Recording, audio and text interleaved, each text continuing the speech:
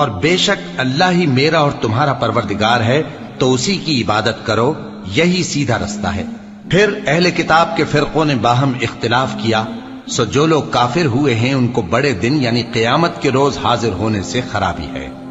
وہ جس دن ہمارے سامنے آئیں گے کیسے سننے والے اور کیسے دیکھنے والے ہوں گے، مگر ظالم آج کھلی گمراہی میں ہے۔ اور ان کو حسرت و افسوس کے دن سے ڈرا دو جب بات فیصل کر دی جائے گی اور وہ غفلت میں پڑے ہوئے ہیں اور ایمان نہیں لاتے۔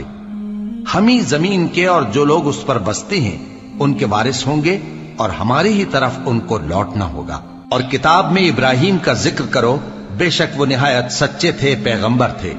جب انہوں نے اپنے باپ سے کہا کہ ابا، آپ ایسی چیزوں کو کیوں پوچھتے ہیں جو نہ سنیں اور نہ دیکھیں اور نہ آپ کے کچھ کام آ سکیں؟ ابا، مجھے ایسا علم ملا ہے جو آپ کو نہیں ملا، تو میرے ساتھ ہو جائیے، میں آپ کو سیدھی راہ پر لے چلوں گا۔ ابا، شیطان کی پوجا نہ کیجیے، بے شک شیطان اللہ کا نافرمان ہے۔ ابا، مجھے ڈر لگتا ہے کہ آپ کو اللہ کا عذاب آ پکڑے تو آپ شیطان کے ساتھی ہو جائیں۔